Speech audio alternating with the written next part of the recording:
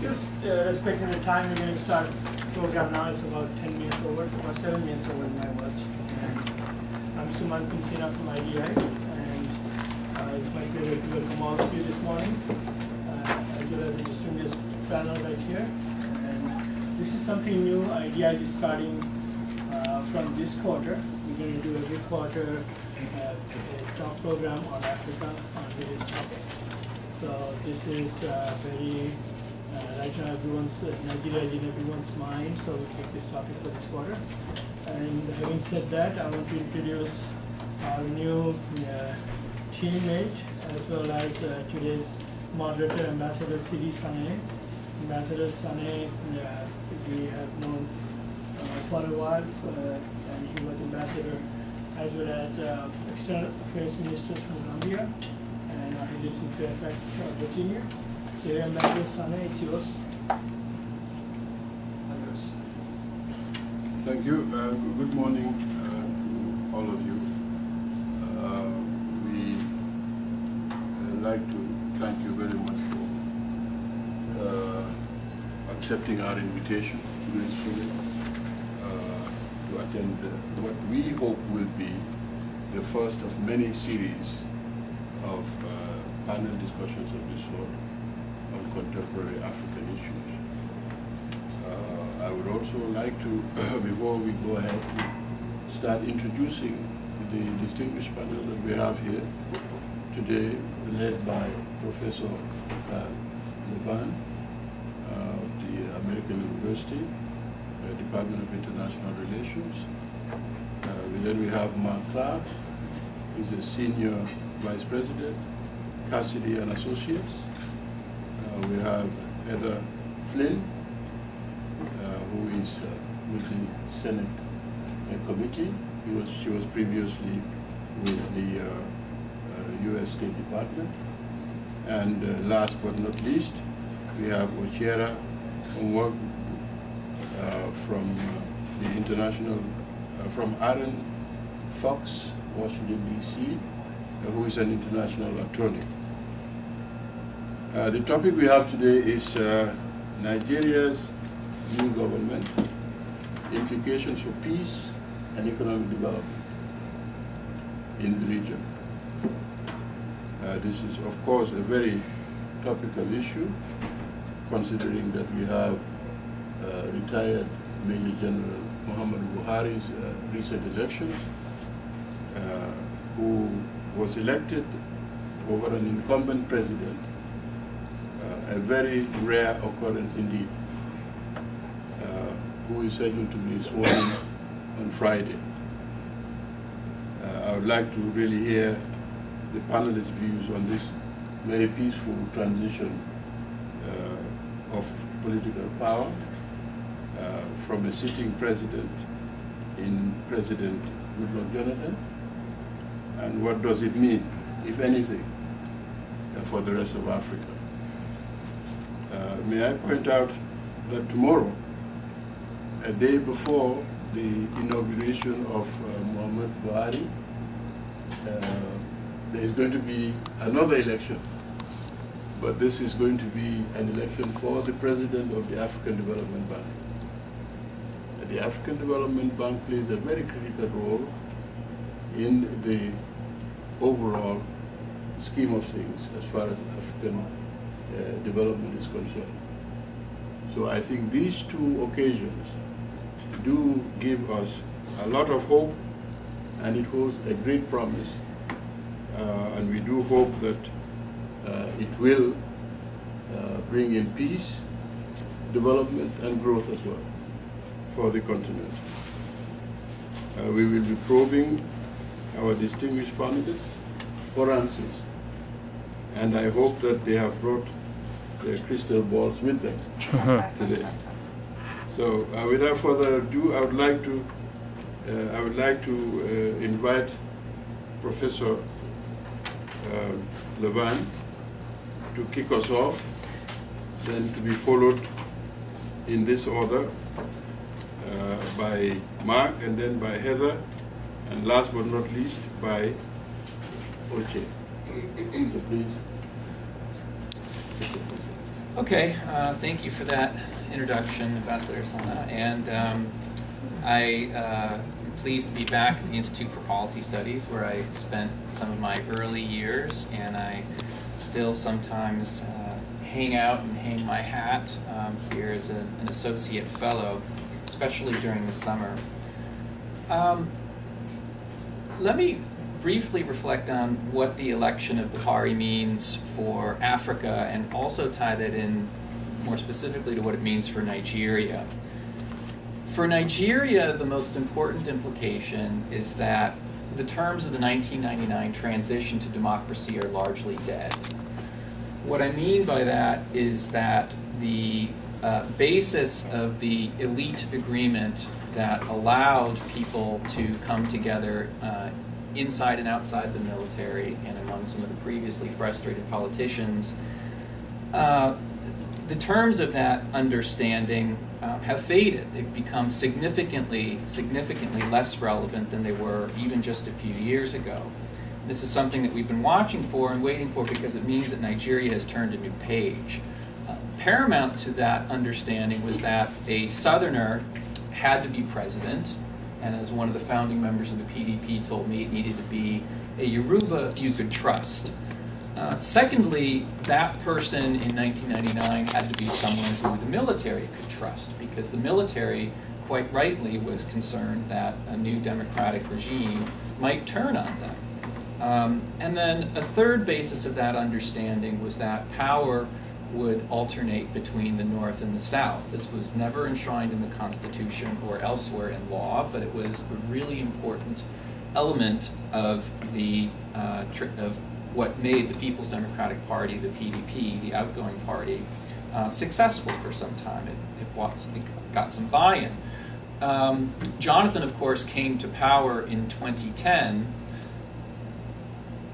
when he was first serving as vice president in what was the beginning of the final chapter of that principle of power alternation. And so, indeed, just today in the New York Times, Adam Nossender's article points out that Buhari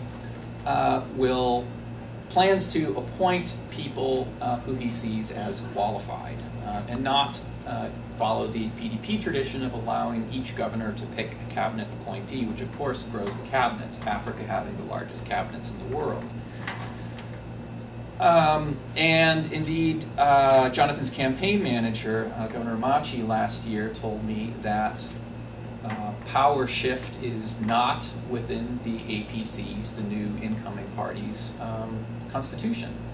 So there's been a very significant shift, and that means that there's also a larger signaling about the importance and perhaps declining saliency, and I say this very delicately, of ethnic politics in the way that Nigerians, like other Africans, think about African politics. I know that's going to be subject to some scrutiny. We can talk about that later. What the election also means is that there was a significant generation shift. My own research shows that within the National Assembly, in every successive election since 1999, the age of the House and the Senate victors went up. And this was an election, which I was there to witness a couple of weeks ago, where there were 10 million new voters because there were so many young people voting. So literally, the average age of elected politicians were going up as the average age of the voter went down. Externally, I think this means that we really need to rethink some of our rhetoric about what the terms like youth bulge mean, because youth bulge has been clustered together, I think, reflexively with armed rebellion and militants and so forth. And instead what we have here is a voter bulge. And you know, another really important reason for the shift was that parties significantly frustrated their members' ambitions, meaning that especially the PDP failed to use primaries again and again and again to pick its candidates. And over time what that did was that created a large community of people who were qualified or interested in public office but had no institutionalized means of achieving that office. In August, I have a co-edited book coming out with several Nigerian political scientists, and one of the key findings from their interviews across the country was that less than half of the state-level legislators, that is, assembly people within the states, had even been elected through a primary at all, or at least according to their own self-reporting. And just one or two other quick observations, because I know we have a lot of great expertise and insights on the panel, and we can come back to the other big issues, I think, later on. And this is something that I think, again, is something for us here in Washington and in the expatriate community to think about, which is, I think there was shockingly little critical scrutiny or even fact-checking about many of the Jonathan administration's basic campaigns, both related to claims, both related to the campaign and related to his administration's governance record. You know, last summer, he and Arent Douglas, the late Arent Douglas, and others from his campaign team, did a tour, and they met with a number of people around Washington and elsewhere. They passed out booklets and other materials proclaiming their various successes, and instead, what we've learned in the last couple of weeks is that Nigeria is $60 billion in debt.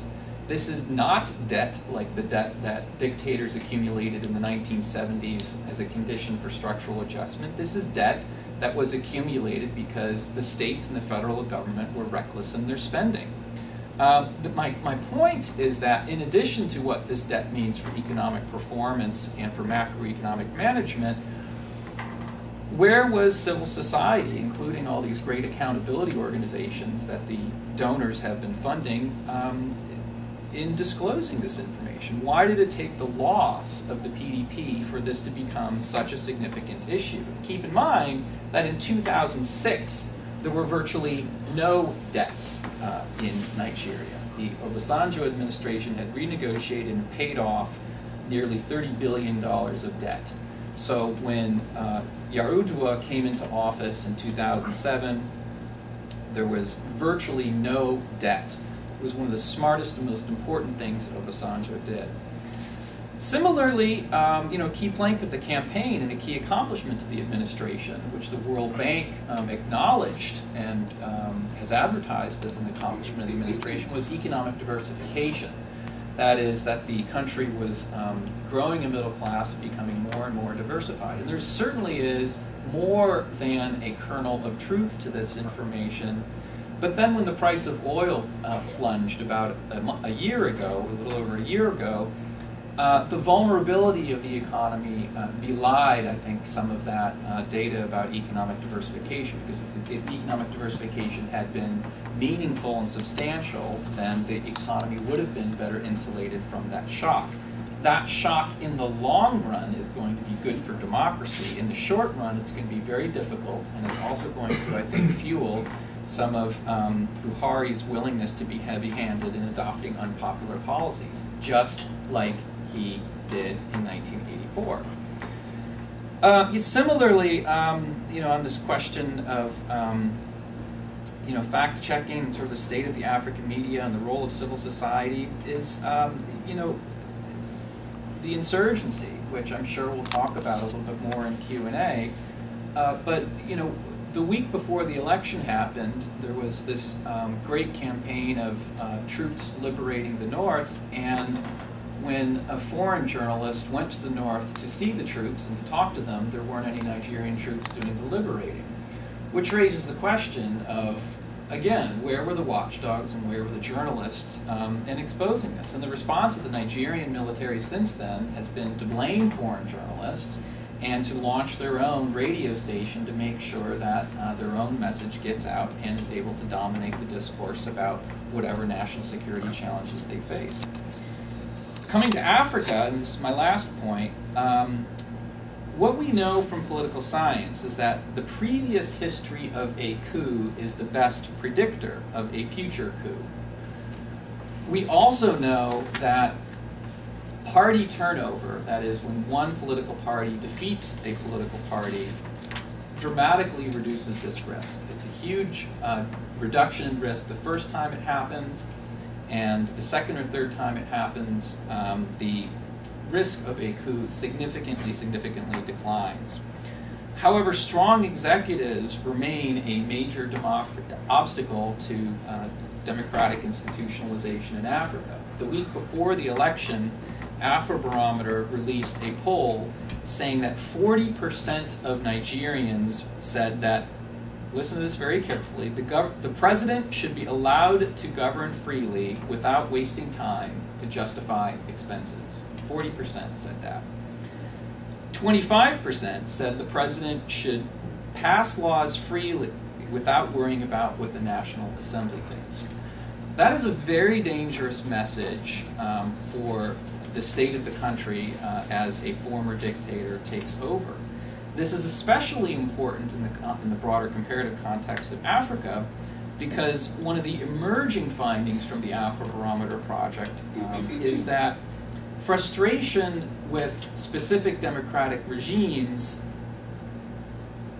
appears to be related to increasing frustration with democracy itself. This is something that they're still sorting through the data, but Michael Bratton was in Washington last week outlining their working hypotheses around it. So in other words, when voters become frustrated with a particular government in office, i.e. the Jonathan administration or any other, that frustration also seems to fill over into the type of regime in office. And in Nigeria at the moment, 68% of Nigerians say that they are not very or not at all satisfied with the way democracy is working. We'll see if those numbers go down in a productive way now that the election has passed. But this tells us that we also have to be cautious about what the defeat of the PDP means in this broader comparative context. It's surely good for civilian control of African militaries and a whole range of things, but we also have to keep in mind what it means for popular opinion. Good morning. My name is Mark Clack. I'm with Cassidy and Associates. Cassidy is a government relations company here in Washington, D.C. In both 2011 and 2015, I had the opportunity to work with the Nigerian government. In 2011, we did a strategic communications project with INEC, and in 2015, we did a significant project with the National Orientation Agency, trying to decipher just exactly what the government was doing in terms of its transformation agenda and what was working, what they could credibly say was good, and what should be tossed to the rubbish bin of history.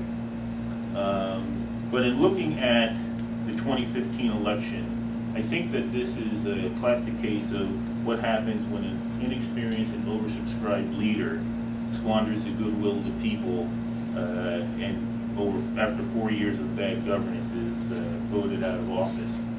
In 2011, President Jonathan amassed a significant amount of goodwill when he named Ucheora Onwuamaegbu the chairman of the Independent National Election Commission, or INEC, and also gave INEC enough sufficient resources up front to run a credible enough election, but also introduce technology for voter registration that allowed people to have voter cards, electronic voting, tracking, and so on and so forth. And I think it was a tremendous step forward for INEC in working with them on the inside, because they were very dedicated people who were always trying to get ahead of the problems and interact with the government and to try to keep the government out of its way to perform its job. Even in 2011, when they had to postpone the election, Jega and his team had done a credible enough job where he went on the air and said, look, there were problems getting the ballots in, but we're going to fix them, and so on and so forth, and the population gave the administration sufficient time. However, after the 2011 election, when President Jonathan began his rule, persistent rumors began to flow out of Nigeria and around Nigeria about corruption, lack of faith in the government's commitments, the growing insecurity, and other things that cause some people to question his administration. I think all of this came to a head in the December 2nd, 2013 letter that former President Olusegun Obasanjo wrote to President Jonathan, outlining all the classic failures, the failures of his administration, and the 5 areas of leadership that a Nigerian president assumes once he takes office where President Jonathan was failing. Then after that, in April of 2014, with the abduction of the Chibok girls, all of the Jonathan administration's failures and weaknesses were exposed to the international community, and thereby he never really recovered. For General Buhari, I think that he comes along at a right time where his personal integrity, the fact that he is known as being he's known as not being corrupt, and as a disciplinarian and a former soldier, came right at the right time with the complaints of corruption and the Boko Haram situation. I think for the APC, the challenge is not only going to be in terms of forward governance, but how do they hold the coalition together? You have many people who have never worked together before. You have a lot of what they call carpet crossers and people who've tried to remain in power. So there's going to be a significant challenge to his administration, initially in the first few months, and as Carl and I were talking about earlier, it's going to get harder down the road. I think the stakes are very high in Nigeria, as we all know, and that you have a lot of people running around saying, I've got this, I'm doing that. Anything that is said about the government prior to the May 29th speech that President Buhari has to give is just pure speculation. I also think that everyone is watching to see what type of administration this is going to be. Nigerians have clearly voted for change. They want things done differently, and they want things done in a different way. And they want to see change in key areas, mainly security, infrastructure development, employment, and poverty reduction. And these are going to be significant challenges. Now, on Friday, when President Buhari is inaugurated, it is Friday, right? Friday. Thank you. One of the major things that he does is he dissolves the parliament. And so the National Assembly has a week to reconstitute itself. And what that means is they have to select the President of the Senate, the Deputy President, a Speaker of the House, and a Deputy Speaker. How that process goes will be an initial determinant of what type of administration this will be, and how the National Assembly is going to constitute itself, and also what its interplay will be with the administration. Although the APC controls the National Assembly, there are still a lot of things that are at play. So once the principal leaders are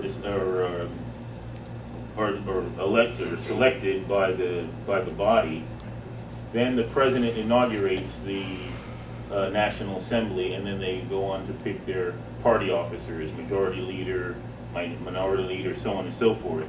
Then the president sends a letter to the National Assembly, and then after that he submits his nominations, and that is where a lot of people are going to determine, who is he putting in office? Who are these people of integrity? Are they, have they been around long enough? Do they have enough experience? President Buhari hasn't been in office in 30 years.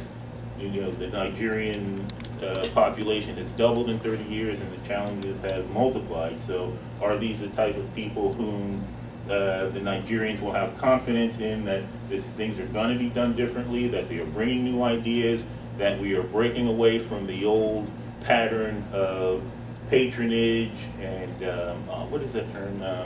Prebendalism.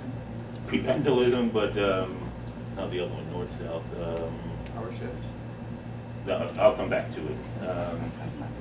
So it's going to be particularly challenging for Nigerians and for the international community. I think for United States foreign policy, this gives us an opportunity to reboot some of the tools that we have to engage Nigeria.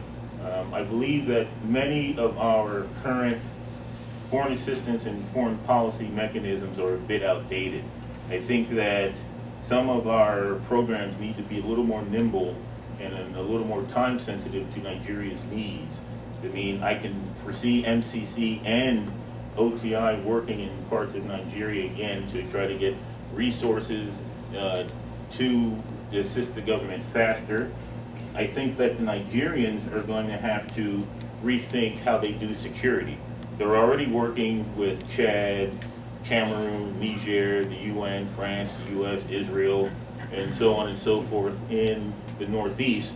But I think that in working with the UN, if they have, and I believe they already do have a Chapter 7 capacity, that would give other countries the permission to do hot pursuit across borders, those types of issues are going to need to be ironed out, because there's going to have to be greater cooperation in going after and squashing Boko Haram than just worrying about whether we can cross the line. Did the Nigerians fight? Did the Chadians fight? Or who's carrying the fight to Boko Haram? So on and so forth.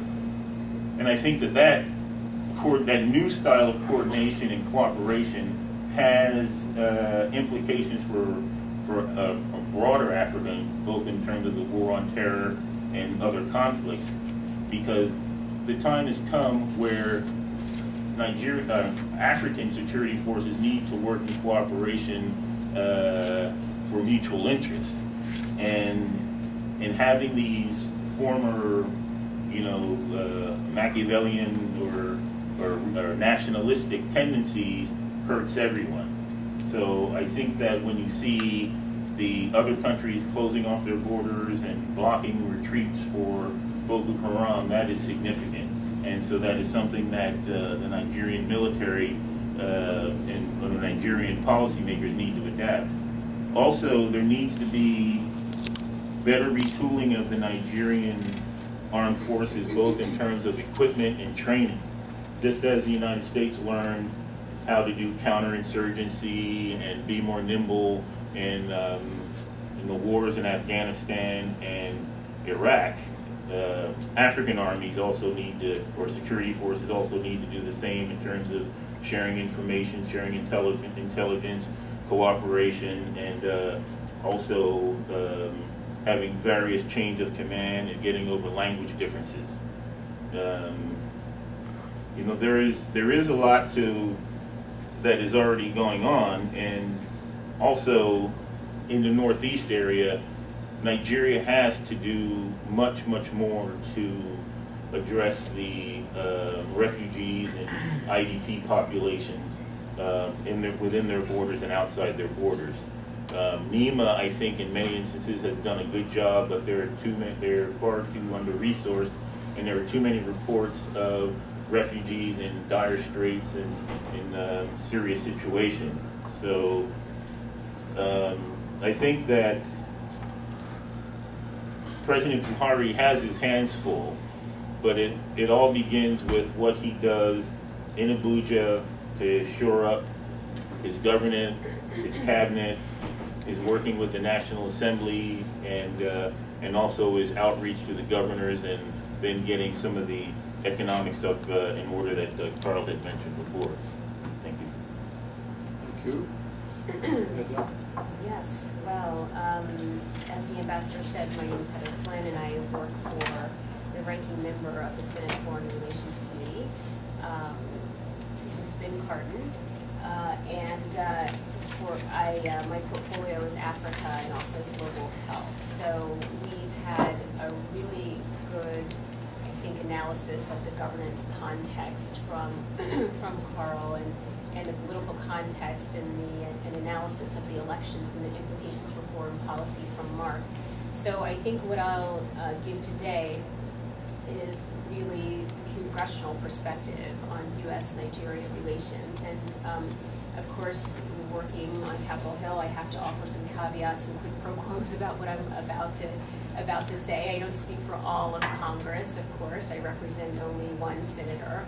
I can offer some observations about what I've seen and I have heard from colleagues on the Hill. Of course, I do not speak for the U.S. government, separation of powers and all that, and I'm sure State Department and USAID would smack down all of what I'm about to say to you about the relationship. So, as you know, Congress does oversight, passes laws, makes appropriations, all of which impact U.S. foreign policy and the maneuverability, quite frankly, of State Department and USAID, and so that has and can have a profound effect on the relationship with any given country. There aren't a ton of members who have strong interest in Africa, but the members who do are quite vocal and are quite active. They understand full well the import of Nigeria. I think, its relative size, its population, the size of its economy are all well recognized, and the potential of partnership across a variety of sectors, security sector, economic sector, political sector in the context of the AU and the UN, I think are quite well understood. And what I would say is that the political context inside Nigeria has a really direct impact on the ability of the U.S. to engage, and quite frankly, the appetite to engage in some ways. I think there are always issues, security issues, for example, that will trump issues related to corruption or politics, and people will look for ways to maintain a robust relationship, but even those relationships will be quite impacted. And so with that as a backdrop, if you take the case of the elections, which I have quite crassly begun calling Nigeria's second miracle after Sanneh death, and then I feel so tacky saying that, but it's the second Nigerian miracle in terms of their political evolution. They are really a necessary, although perhaps not sufficient, step towards a more robust relationship with the United States. I think they turned out much better than anyone could have ever predicted. And I think that it allows us to begin a different type of conversation in terms of our relationship. And so you will recall that people were characterizing the U.S. Nigerian relationship is quite rocky, quite strained in the immediate run-up to the elections. There was the famous incident where one of our high-ranking military officers was turned away from a military base where he had gone to kick off some security assistance training. I think that, well, obviously the ambassador here was quite vocal about his dissatisfaction about some of the assistance we were willing to provide to Nigeria. And so, despite the fact that other programs continued unaffected, our HIV/AIDS assistance, some of the education programs we're doing, our relationship became characterized really on these few incidents. And so, with the elections, I think it begins to give us an opportunity to open up a conversation on issues of mutual importance. Now, one of those issues, the elephant in the room that overshadows almost everything, is what's going on in the Northeast with Boko Haram. The United States, I think, have been very concerned about the approach the former government was, well, the current, soon-to-be former government was taking, in the sense that we thought it was very focused only on purely security front, and not even really very well. What we had been, I think, pushing the Nigerians to do was really take a holistic approach, a civilian security-focused approach that really targeted some of the legitimate economic and political grievances that people in the North had as part of their strategy for defeating and responding to Boko Haram. And it seems to me that there was an unwillingness of the government to look at the Boko Haram crisis in a really robust manner.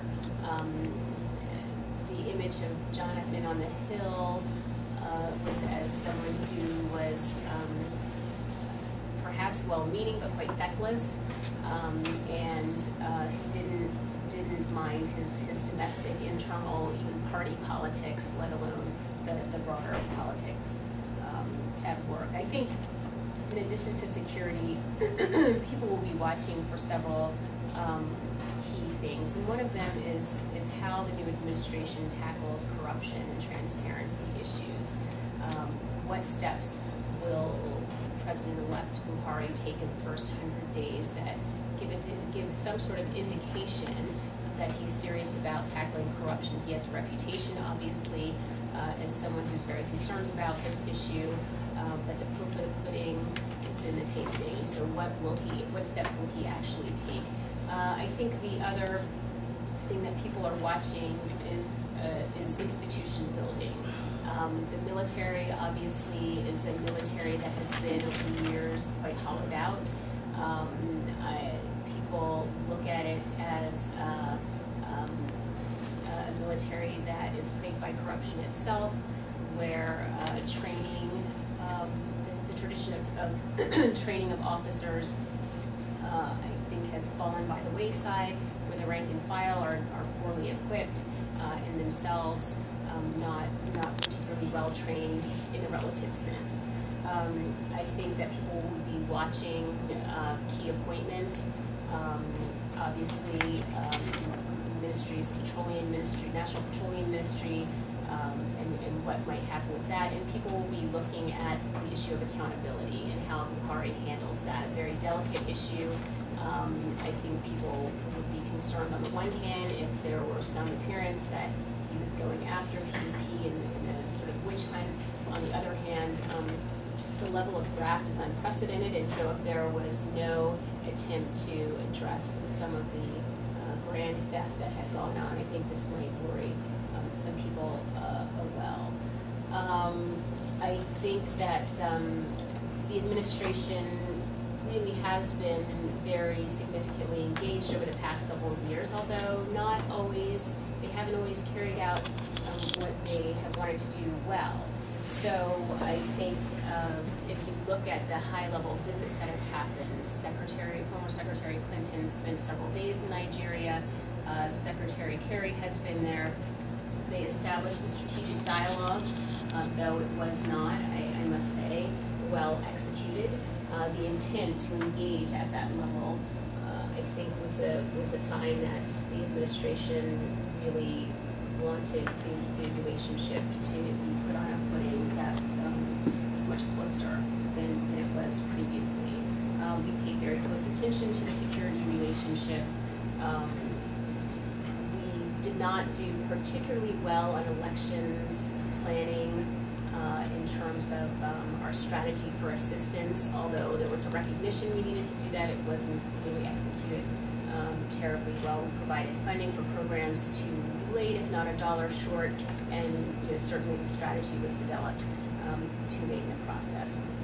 So what I can tell you is that in the lead up to the elections, Congress was very engaged and watched very, very closely. You may have seen Senate Resolution 65, which spoke to the issue of elections and also Boko Haram. There were a group of 7 senators who wrote letters to both President Jonathan and General Buhari in advance of the elections, really asking them both to maintain their commitments to peaceful, free, fair, and credible elections. There was an op-ed by Bob Menendez from CNN.com speaking to the elections. And in the wake of the elections, there's been a